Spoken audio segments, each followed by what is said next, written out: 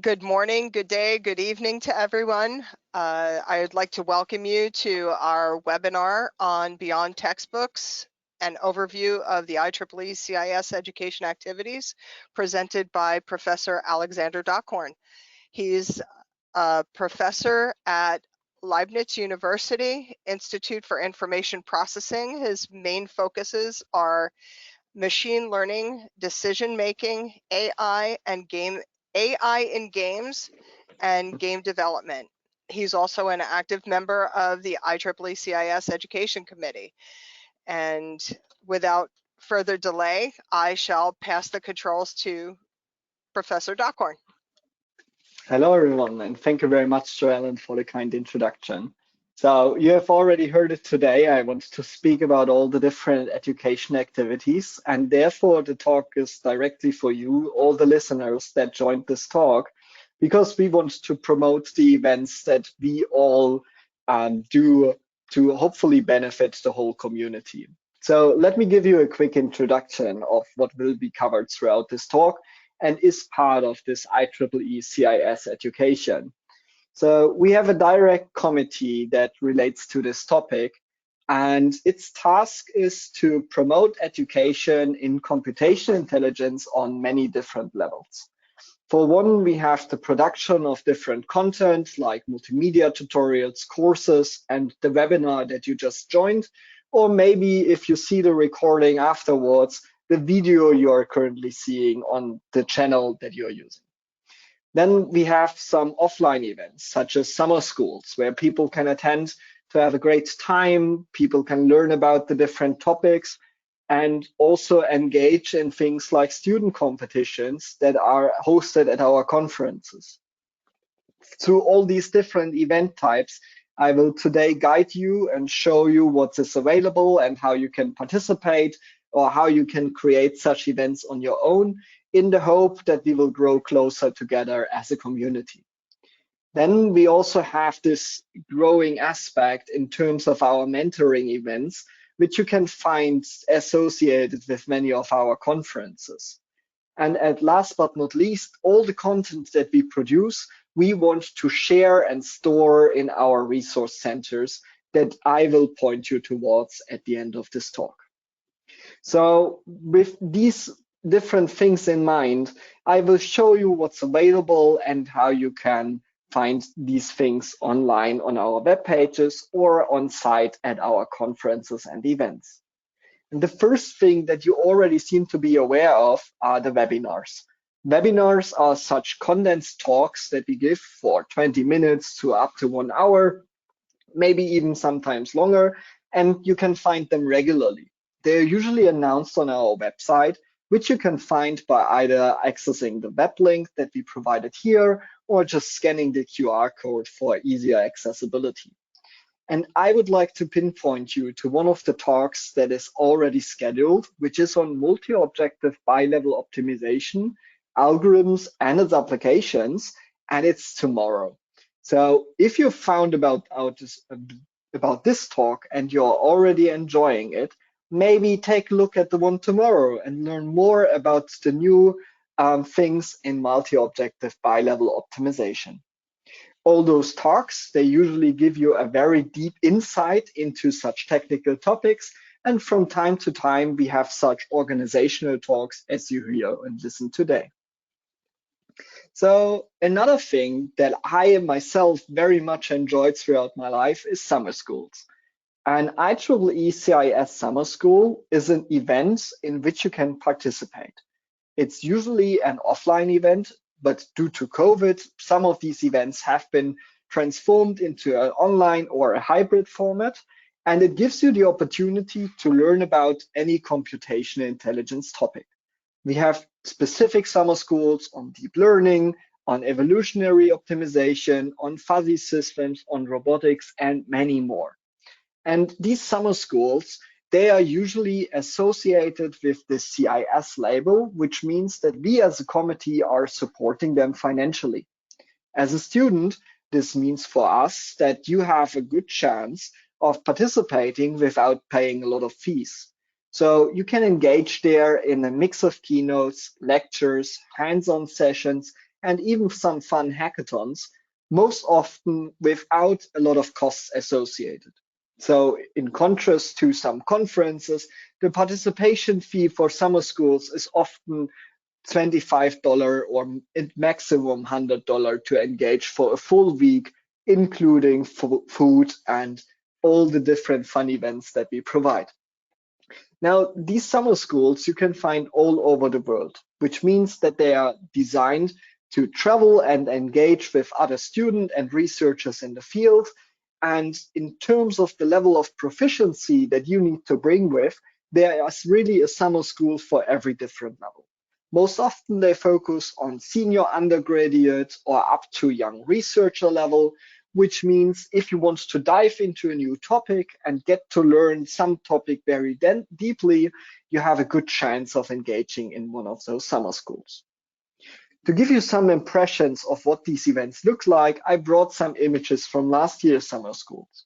And as you see, it has this group of about 25 to maybe up to 60 people joining together in different talks and presentations, even some small competitions or robotic software projects that you engage in and have some smaller competitions to compete against each other and learn more about the different field. And if you ask yourself already where you can find them, then check out our website on the summer schools. Now, currently, the process of the acceptance of summer schools for this year is still ongoing. But at the end of May, you will find all the updated links to these summer schools online. And to give you an impression of where last year's summer schools have been organized, it is the image below. It gives you an overview where all the different events have been, and we are looking out through increasing the diversity throughout different continents and the areas that we cover with these summer schools in this year, in the hope that we will find a summer school near to your place. So since we forgot to mention it at the beginning of the talk, I would like to ask you if you anytime have any questions on the different topics or areas that we discuss, never hesitate to put them in the chat. I will definitely look out for them. And since we are jumping from activity to activity, it may be a good time to address such questions on, for example, summer schools now. But if you don't have any, let's just progress with the next topic. So this one is on competitions. I'm very enthusiastic about competitions because I have hosted them myself. And an IEEE CIS competition is about the engagement in a fun task and the competition for the best results. So you can often compete in a team. Sometimes the events are restricted on single people, but usually whole research teams can cooperate on such a competition. And the goal is to submit a nice solution to it and have the chance to present your results to an international community, to discuss them and to get further in the field of the given research competition. And if you were wondering if there's anything to win for you, then this depends on the competition, because IEEE CIS is funding some of these education-centric competitions with some prize funds, such, for example, that the first team that can get $500 and a certificate, and the second or third team can get $300 and $200 respectively. Now, these competitions, they are usually associated with our conferences because the conferences give us the venue to present these results. And if we are looking at the conferences of this year, we have the conference on games in August, which is having a lot of focus on AI, game AI-based competitions, or even procedural content generation, as the examples shown at the bottom, where you, for example, create levels for certain games, or you try to program an AI that is able to play these games. On the other hand, we have the World Congress on Computational Intelligence, which covers competitions on neural networks, evolutionary algorithms, and fuzzy systems. Here, it could be an optimization of a certain grid, or it could be a multi-objective optimization or multi-solution optimization.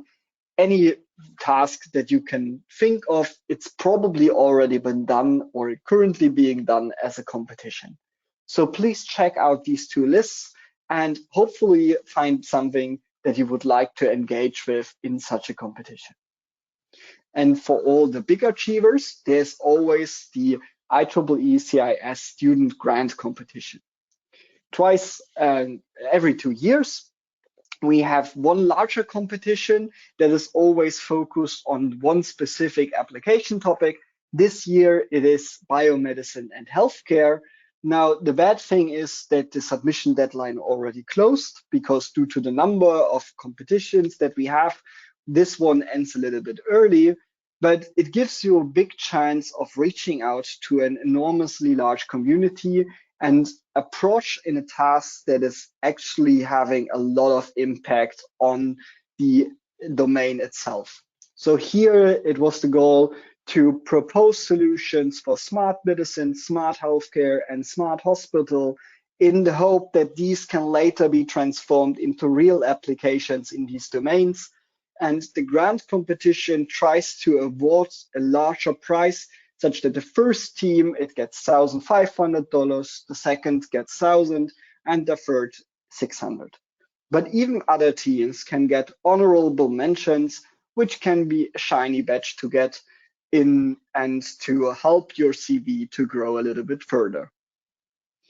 This is just a slide overview about the competitions that we have this year. And year by year, these topics are really changing. We have a distinct committee working towards proposing new competitions and accepting and picking the ones that are most interesting to our community. And if you ever have such an idea of what could make a great competition, please never hesitate to contact us as the organizers, such that we can help you out with what things need to be done, such that this can be a successful research competition.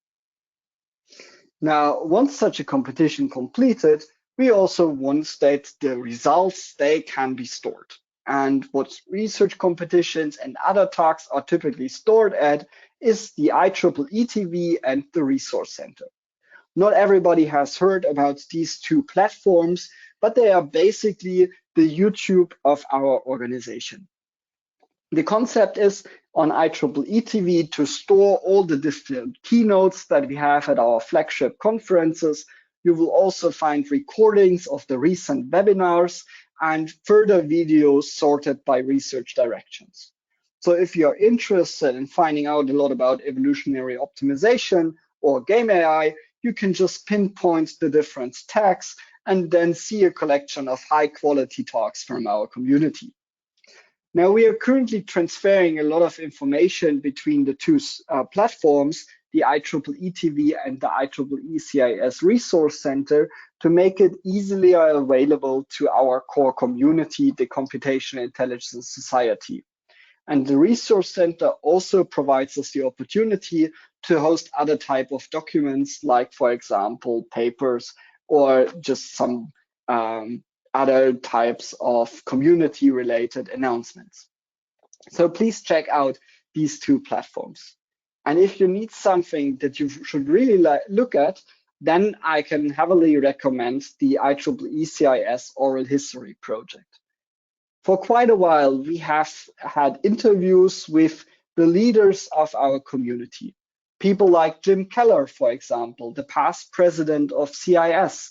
He had an interview to give us his view on the history of our community and maybe even the future.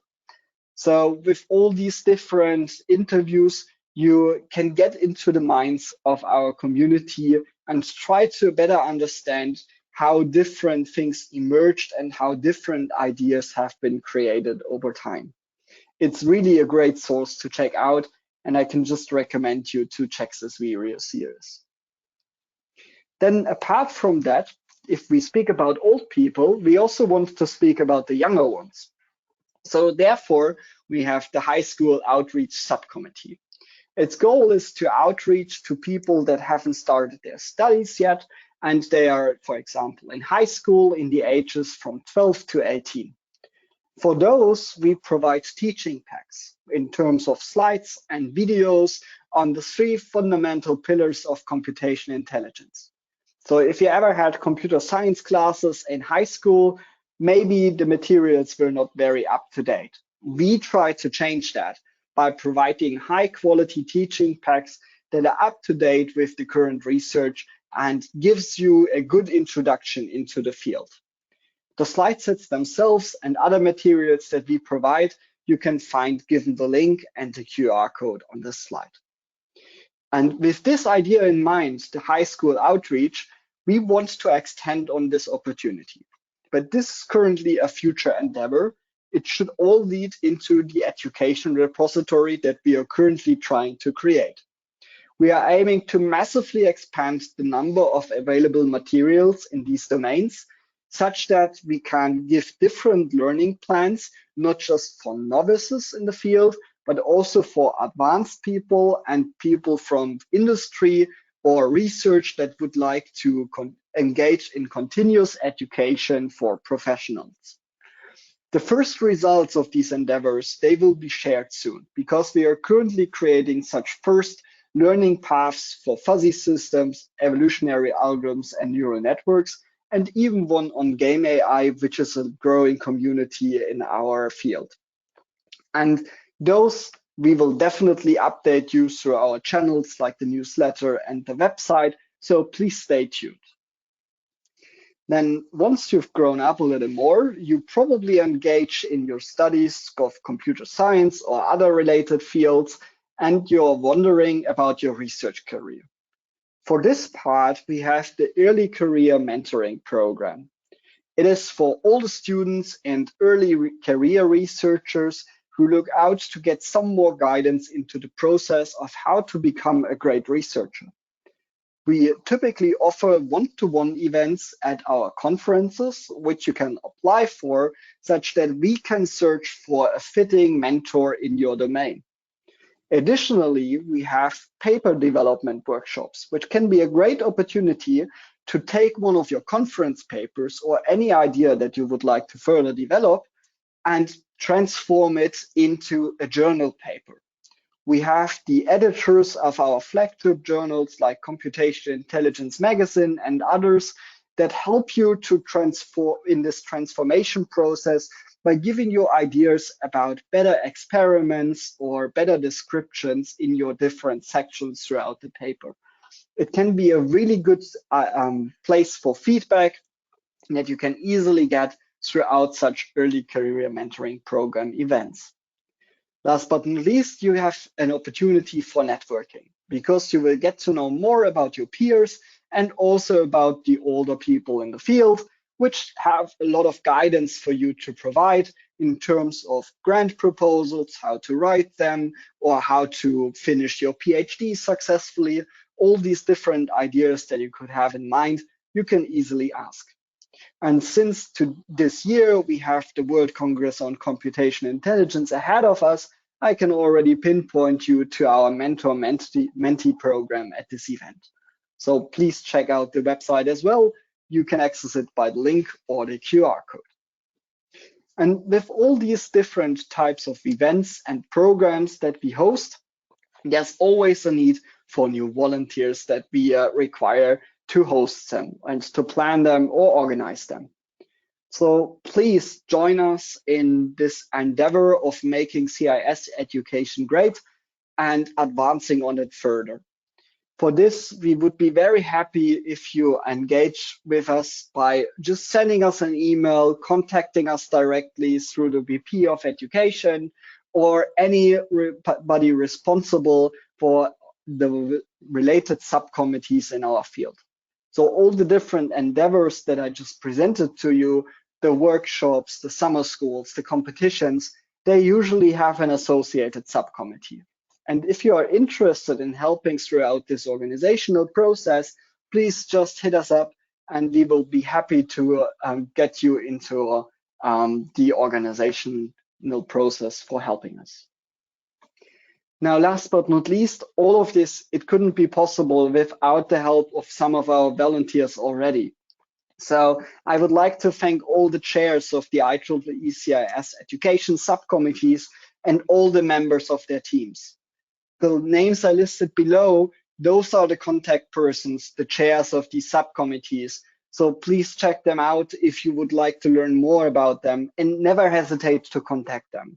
We are a very open community, and I myself, at the beginning, I've just sent a little email if I can engage with the competition subcommittee, and I have been immediately drawn into it and was able to share my ideas and plans or help out through this organizational process. So please don't hesitate and just try it. We will be very happy about it in the future, I guess. So this already sums up the talk. And so far, I have not seen many questions in the chat, which hopefully is just the reason because the talk was engaging enough. But please don't hesitate to put anything in there, and I will be happy to answer any questions that we can provide.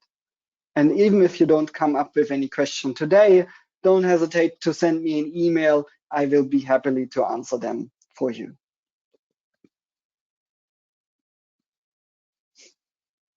Yeah. And as I mentioned to Joellen beforehand, this talk was expected to be a little bit faster, to give you a slight overview of what we have available. And now it's a little bit of a research task of what interests you the most and what would you like to get engaged. I hope you enjoyed the talk, and this sums up the end of my presentation. I hope you all enjoyed the talk. The chat is open for any questions you have for Professor Dockhorn, or you may email your questions directly to him, or email the IEEE CIS staff at cis-info@ieee.org, and we can route your questions from there, if not to Alex. You're welcome. Please never hesitate to contact anybody in the field. We are a very open community, I must say. So I do not see any questions. So I'll bid you all a good day, good evening, good night. And this recording will be posted on our website within the next day or two. And thank you very much for all your attention. Goodbye. Bye-bye.